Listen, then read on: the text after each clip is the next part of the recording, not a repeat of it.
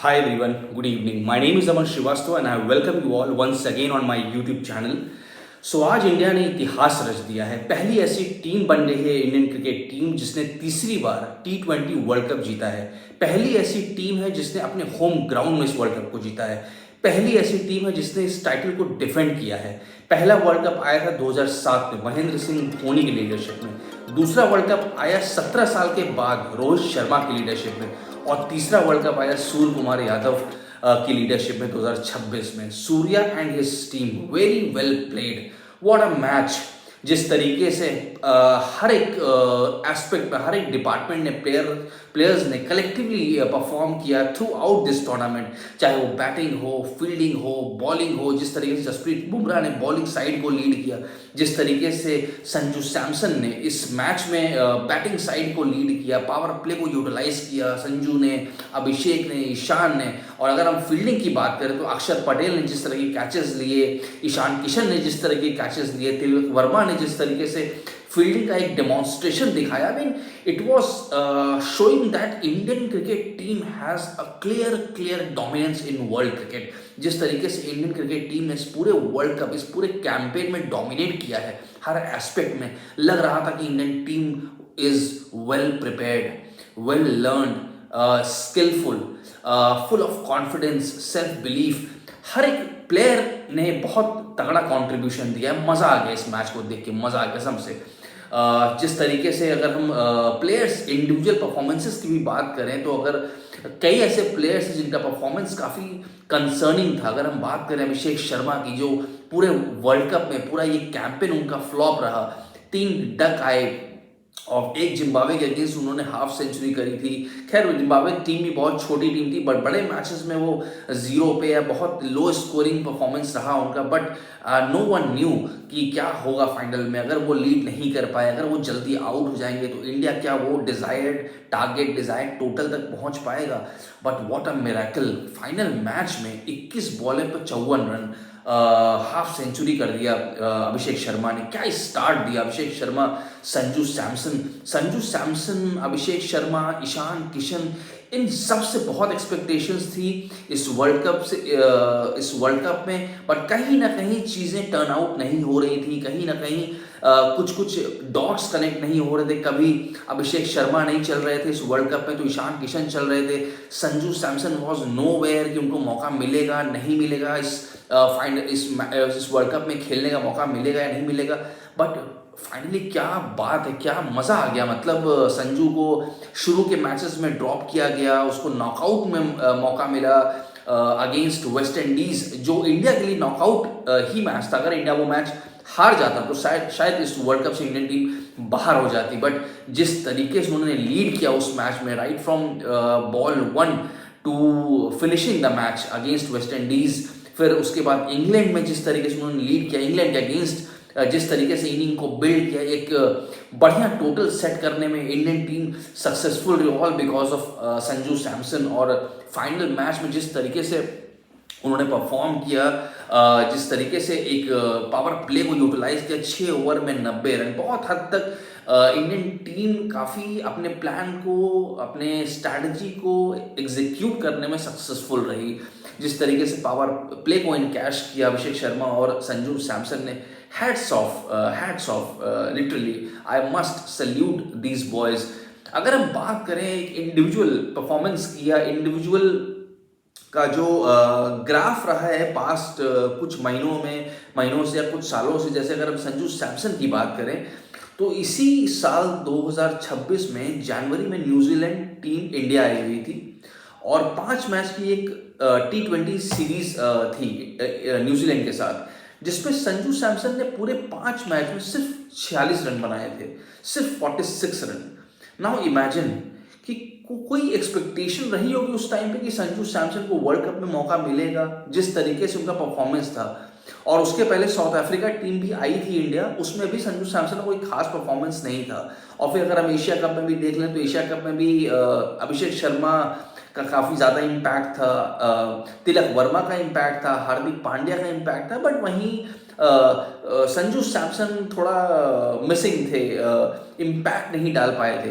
सो पिछले 6-8 महीने या साल भर से संजू सैमसन का कुछ खास परफॉर्मेंस नहीं था। इनफैक्ट ये बातें भी होने लग गई थी मीडिया में या क्रिकेटिंग फ्रेटर्निटी में कि पता नहीं इनको टीम में रखेंगे या ड्रॉप कर देंगे। But what a time, how time turn around for him and the way he performed. और same team, same opponent, same man, but a different beast. जिस तरीके से न्यूजीलैंड के अगेंस्ट 5 मैच की सीरीज में जनवरी में संजू सैमसन ने 5 मैच में सिर्फ 46 रन बनाए थे, सिर्फ 46 स्कोर किया था, और आज उसी टीम के अगेंस्ट एक अलग ही जोन में दिखे, अलग ही कॉन्फिडेंस, सेल्फ बिलीव, इतने बड़े इवेंट में, इतने बड़े प्लेटफॉर्म पे 1 लाख का क्राउड, बट वहां कहीं पर भी throughout this match nowhere I found Sanju was under pressure. He was calm, he was composed, he believed himself, he backed his skill set. It was a clear demonstration of his confidence. बीच में अगर if I am not wrong against West Indies या against England match खत्म होने के बाद जो post match presentation होता है उसमें भी संजू सैमसन से इस चीज़ को लेके क्वेश्चन किया गया था, how did he deal with his failures, with his tough time. So he mentioned very good thing. I mean, we must as an individual in different parts of our life and different fields, we must learn this. That Sanju said very good thing and amazing thing that उसने शायद 50 match खेले होंगे ground पे जाके, but 100 से भी ज़्यादा matches उसने ड्रेसिंग रूम में बैठ के या बेंच पर बैठ कर देखा है। देखा है किस तरीके से विराट कोहली इनिंग को बिल्ड करता था, किस तरीके से वो मैच को अंत तक लेकर जाता था, किस तरीके से वो चार्ज करता था, किन बॉलर्स को उससे चार्ज करना है, किन बॉलर्स पे उसको स्ट्राइक रोटेट करना है और किन बॉलर्स पे अपने विकेट को सेव करना है, उस बॉलर को रेस्पेक्ट देना है, किस तरीके से रोहित शर्मा इनिंग को बिल्ड करता था, चार्ज करता था, पावर प्ले को यूज़ करता था। किस तरीके से वो प्लेयर्स अच्छे बॉलर्स को डोमिनेट करते थे, और ये सारी लर्निंग थी उनकी, ये सारा कुछ ऑब्जर्वेशन में था उनके। और फिर उन्होंने एक बात और बहुत बढ़िया बोली, जब न्यूजीलैंड के अगेंस्ट वो फ्लॉप थे बायलैटरल सीरीज में जनवरी में, तो उसके बाद उन्होंने सचिन तेंदुलकर को कॉल किया। He reached out to Sachin Tendulkar and discussed his mindset. उस टाइम पे जो भी whatever the situation he was going through, जो भी उनका एक फ्रेम ऑफ माइंड रहा होगा, या खुद लेके थोड़ा हो सकता है कॉन्फिडेंस कम हो गया हो, मोराल उनका डाउन हो गया हो, इन चीज़ों को लेकर जो भी डिस्कशन उनका सचिन तेंदुलकर के साथ हुआ, उसके बाद जो एक कॉन्फिडेंस उनका उस कॉन्वर्जेशन के बाद आया उनके अंदर और एक सेल्फ बिलीव डेवलप हुआ, तो that result is right there. आज उसका रिजल्ट है ये, अगेंस्ट वेस्ट इंडीज हो, अगेंस्ट इंग्लैंड हो, और फाइनल इतना बड़ा मैच। और therefore it is an old saying that big players for big game. So बड़े मैच का एक बड़ा player Sanju Samson. No doubt Sanju बहुत टाइम से टीम में थे, बट हमेशा से अप एंड डाउन चलता था।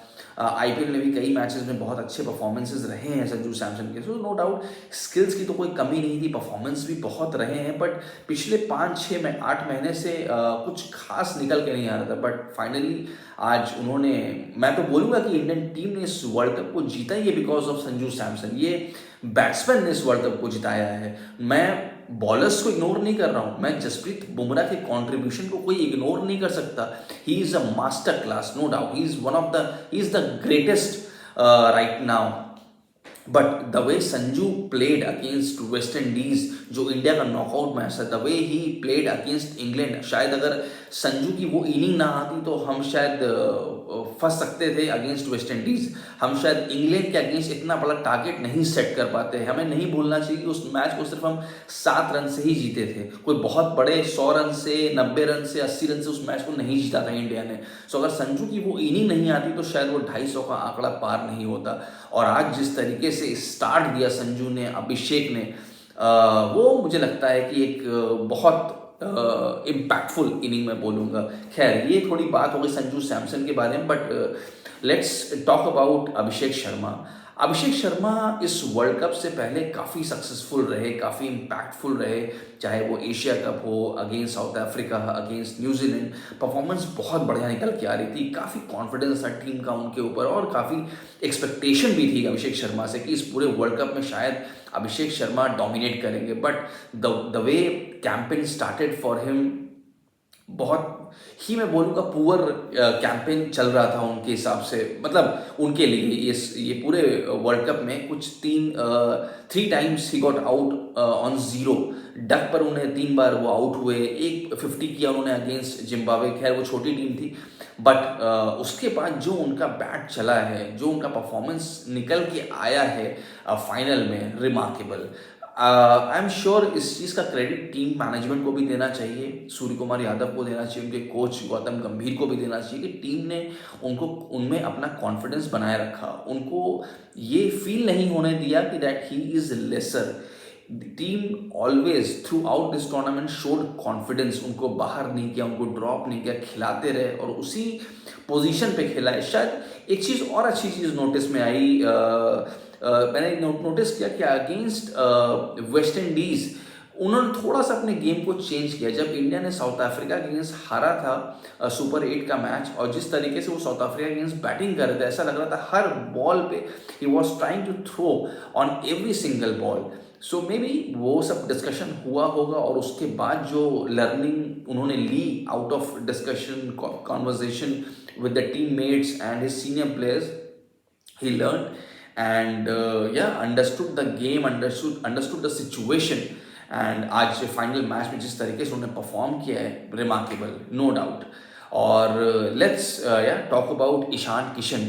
बात करें अगर ईशान किशन की, तो इस वर्ल्ड कप से पहले ईशान किशन कहाँ थे, क्या कर रहे थे, मुझे तो याद नहीं है, मुझे तो पता नहीं कि वो क्या कर रहे थे, बट हाँ मैं ये देख रहा था कि वो डोमेस्टिक में बहुत अच्छा परफॉर्म कर रहे थे, चाहे वो रणजी ट्रॉफी हो, सैयद मुश्ताक अली ट्रॉफी हो। सैयद मुश्ताक अली में वो हाईएस्ट स्कोरर थे और झारखंड को चैंपियन बनाया उन्होंने 2026 में, और वो एक T20 फॉर्मेट है सैयद मुश्ताक अली ट्रॉफी, और जिस तरीके से उन्होंने खेला, फाइनल में भी उन्होंने सेंचुरी मारा था और अपनी टीम को, झारखंड को चैंपियन बनाया first time Syed Mushtaq Ali trophy में, और उसके बाद उनको इस वर्ल्ड कप में मौका मिला, और जिस तरीके से उनका कैंपेन स्टार्ट हुआ बहुत ही बढ़िया, ज़बरदस्त। So this is these 3 players जो who are giving you the foundation, who build foundation for upcoming players like Abhishek Sharma, Sanju Samson, Ishan Kishan. तीनों के बारे में अगर आप देखो और आप थोड़ा सा पास्ट में जाकर देखो या इस कैंपेन में देखो, तो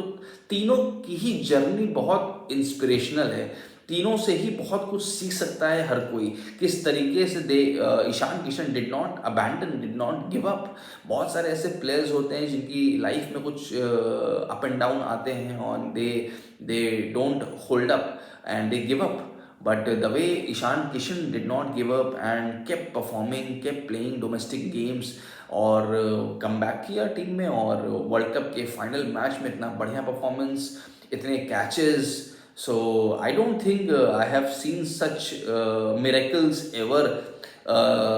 इतने मैचेस देखे मैंने, इतने वर्ल्ड कप्स देखे, बट ऐसा मिरेकल तो मैंने कभी नहीं देखा था। फिर अगर हम बात करें लोअर ऑर्डर्स में, तो शिवम दुबे जिन्होंने 8 बॉलों पे 26 बनाए, लास्ट ओवर में 1 ओवर में 24 रन जिन्होंने, और लास्ट में आकर जिस तरीके से एक फिनिश दिया, वो भूलना नहीं चाहिए। शिवम दुबे का ऊपर नहीं आते हैं वो बैटिंग करने, वो टॉप ऑर्डर बैट्समैन नहीं है, he plays in lower order और मिडिल ऑर्डर में वो आकर बैटिंग करते हैं, बट जो उनका इम्पैक्ट होता है स्पिनर्स पे, जिस तरीके से वो एक डोमिनेट करते हैं और पावर हिटिंग करते हैं, पिंच हिटिंग करते हैं, उस चीज़ को इग्नोर नहीं किया जा सकता, और बहुत तेज़ी से एक्सीलरेशन देखने को मिला पूरे वर्ल्ड कप में। खैर ये बात हो गई इंडियन बैट्समैन की, और अगर हम बॉलिंग साइड की बात करें, Jasprit Bumrah is a master class. मज़ा आ गया मैच देखकर, जसप्रीत बुमराह ने जिस तरीके के उनके स्लो यॉर्कर्स और जिस तरीके से उनका बॉल सीम हो रहा था, स्विंग हो रहा था, ऑल्दो कहा जा रहा था कि ये जो पिच है बैटिंग को ज़्यादा फेवर करती है, despite how Jasprit Bumrah challenged Kiwis I mean, it was undoubtedly outstanding work, outstanding performance collectively. मतलब पूरी टीम का ही मैं बोलूँगा कि हर एस्पेक्ट में, चाहे वो बैटिंग हो, बॉलिंग हो, फील्डिंग हो, हर जगह ऐसा लग रहा था कि इंडियन टीम ने डोमिनेट किया, and it is the best team in the world right now. एक टाइम पीरियड होता था जब हम मैच देखते थे, Australian team, Ricky Ponting captain बना, पैट कमिंस आया, फिर क्लार्क आया, फिर जो भी कैप्टन आता था उसने हर एक कैप्टन ने एक वर्ल्ड कप जिताया, स्टीव वॉक्स से लेकर की पॉइंटिंग, फिर माइकल क्लार्क आया, फिर उसके बाद एरॉन फिंच आए, फिर उसके बाद पैट कमिंस आए, बैक टू बैक 50 ओवर्स के world cup, T20 world cup. But आज वो टाइम इंडिया का आ चुका है जब back to back 2 world cup लगातार, champions trophy, Asia cup, bilateral series. मुझे नहीं लगता कि ये भी इंडियन क्रिकेट टीम जिस फॉर्म में है, जिस जोन में हो, जो एक परफॉर्मेंसेस निकल के आ रही हैं प्लेयर्स की, मुझे नहीं लगता कोई और टीम आसपास भी एग्जिस्ट करती है, स्टैंड करती है। ऐसा कोई प्लेयर है उनके पास, जैसे जसप्रीत बुमराह है, Hardik Pandya world class allrounder, अक्षर पटेल हैं, संजू सैमसन है, या अभिषेक शर्मा है, ईशान किशन है, इस तरह के प्लेयर्स है मुझे नहीं दिख रहे किसी और टीम में।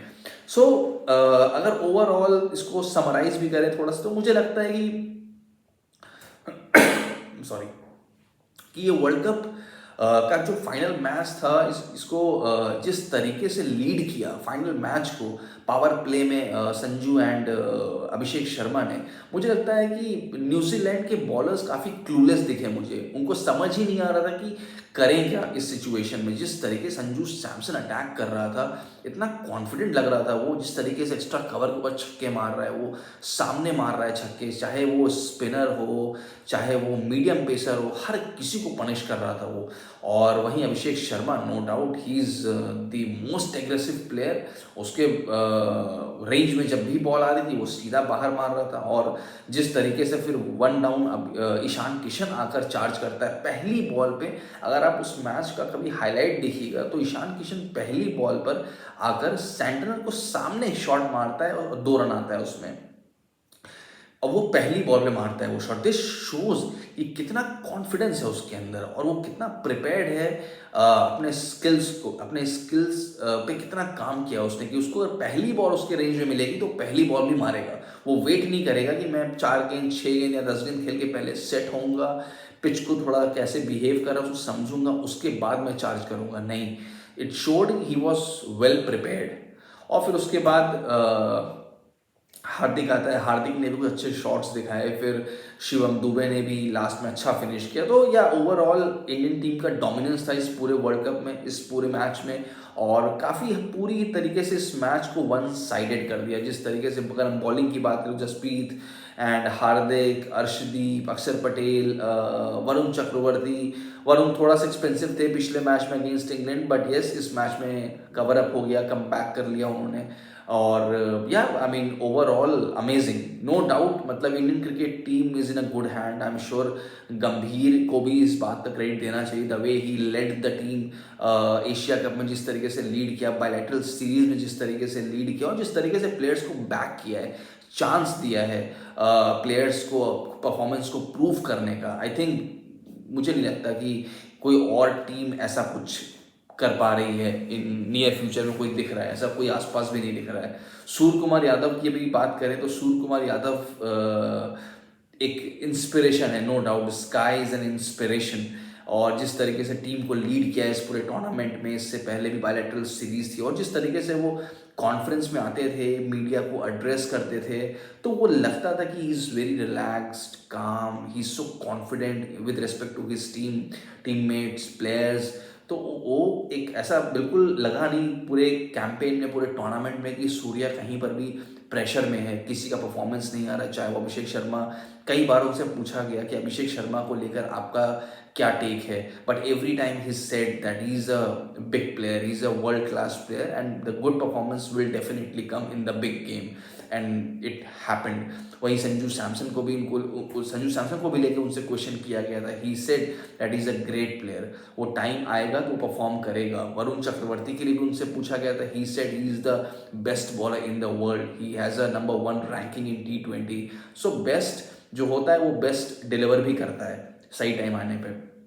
तो So yeah, that was my observation, and that's my understanding. So I thought to share with you once again. Congratulations to every Indian who wished and who witnessed this one-sided final game, and truly it's an inspiration. It's an inspiration. Thank you so much.